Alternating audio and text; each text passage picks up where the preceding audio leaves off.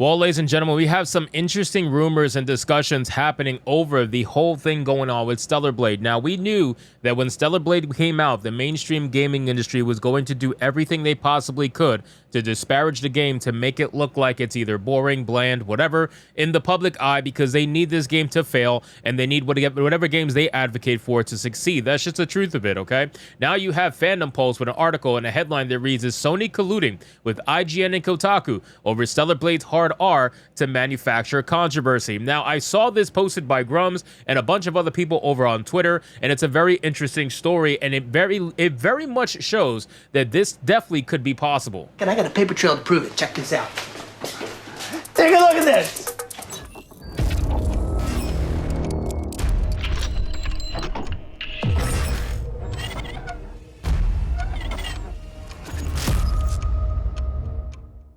So let's get into this article, guys, from Fandom Pulse. But of course, before we do, if you are new here, just consider hitting that subscribe button. I would greatly appreciate it, and like the video to push us out into that YouTube algorithm. And of course, really quick, I apologize if my voice sounds like crap. I am unfortunately sick, but the show must go on.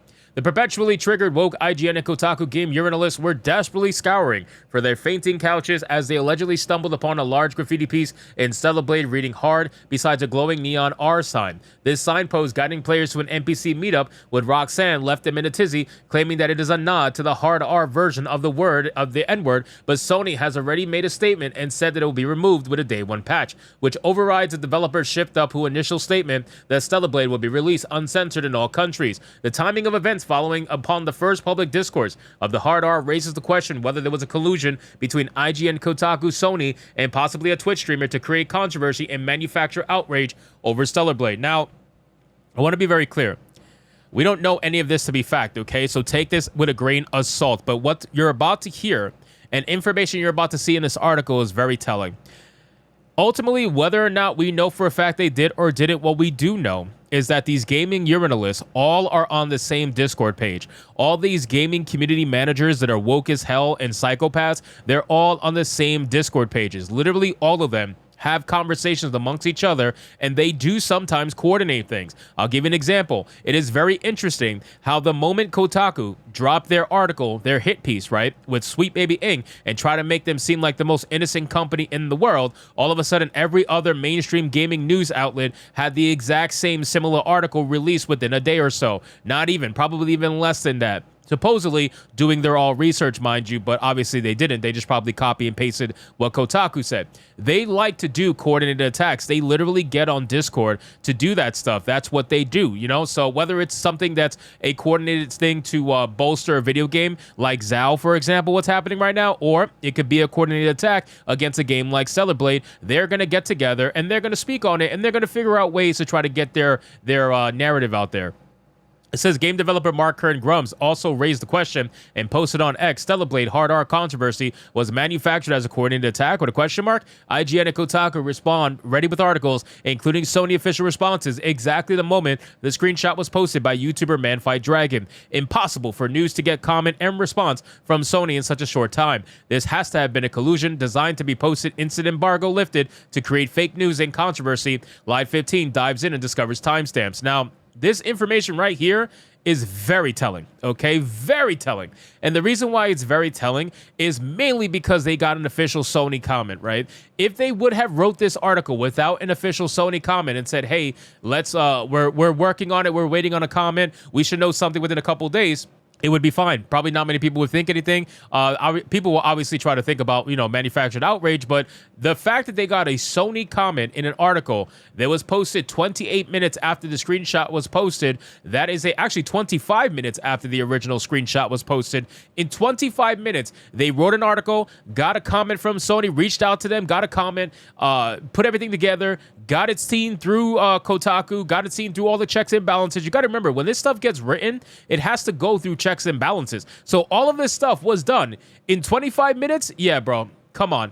We don't know for sure if this is actually the case, but I'm just saying with the information that's readily available in front of you, you got to be ridiculous if you don't think that this was not a coordinated attack. It absolutely was, and it wouldn't be the first time that they thought about doing something like this or the first time we've talked about them potentially doing something like this. It's very clear that they have a hard-on for this game. No pun intended. They have a hard-on for this game. They want this game to fail, or at least in the public eye, they want people to think the game failed, right? It's not about whether or not the game actually succeeds or fails. Look at Zao, for example, right? Tales of Zenzara, whatever the hell it's called. That game, massive failure in terms of sales. That game is sold under 4,000 copies, roughly. Maybe a little bit more if you want to wait another couple of days. But still, it's selling in the single thousands. It's not exactly a top hitter, if you catch my drift. But Stellar Blade is going to sell hundreds of thousands of copies. I can guarantee you, probably millions at this point.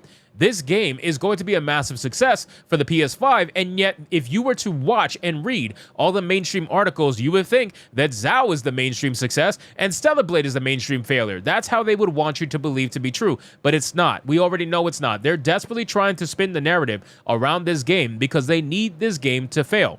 It says a screenshot of the hard R was shared by ex-user Lance McDonald. Oh, let's talk about this idiot. At 3 p.m. April 24th, which all indications are the first instance of the hard R controversy has been made public. At the exact same time, 3 p.m. April, IGN put up an article on the Stellar Blade hard R controversy, in which article IGN states that it had already been reached out to Sony, and Sony had already released a statement. Less than half an hour later, Kotaku also published a hit piece on the hard R controversy. Again, these articles have to go through checks and balances, right? That in and of itself takes more than 30 minutes probably. Then on top of that, you mean to tell me you reached out to Sony and they lightning responded to you within less than 30 minutes, and then you managed to write all of this article in less than 30 minutes on top of that as well? I mean, you had all of this put together in 25 minutes or so after the first picture went out? No. Here's what happened, in my opinion, okay? This is all my opinion. It's not fact, it's my opinion. It is my belief that this absolute cuck over here, Lance McDonald, that is a completely bad faith person. You could tell by the way he treated Grums over on Twitter.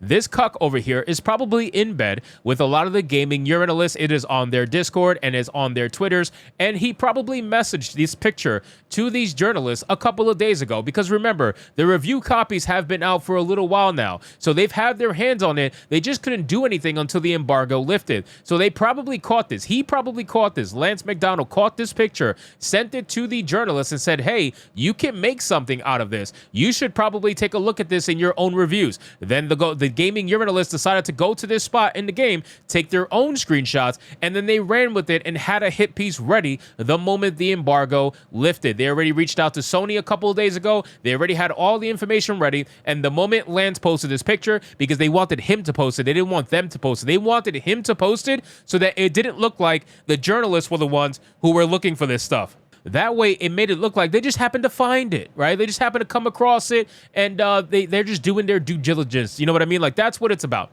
So, in my opinion, that's what happened. Obviously, I cannot prove it. It's not fact. It's just my opinion, and take it as such. Sony's statement read, the placement of two graphics near each other in Stellar Blade resulted in an unintentional, objectionable phrase. ShiftUp had no intention of creating offensive artwork and will be replacing the graffiti for the day one patch. It appears that the hard R has already been replaced with graffiti reading crime. Rather apt, Sony forcing the developer ShiftUp to change Stellar Blade art to appease a few fragile game journalists. And listen, you're not actually appeasing them because they're not actually offended. Okay, let's make that very clear. These gaming journalists are not offended. They're not offended at hard R. They're not offended at the fact that this graffiti showcased an objectionable phrase. They're not offended at that because they don't actually believe it to be racist. All they're doing is they saw an opportunity to disparage a game that had nothing to be disparaged about. They knew that this game was going to be a massive success. They knew that they've been struggling to try to do any sort of bad press on this game that was going to stick. Nothing was sticking, right? All this sexualization talk didn't stick. They had to reverse.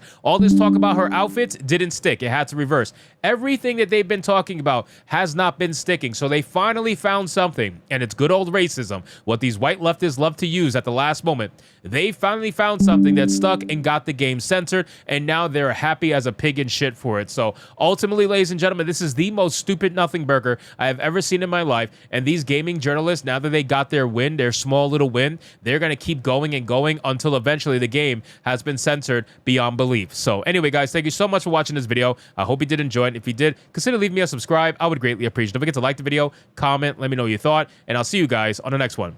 Hypnotic out.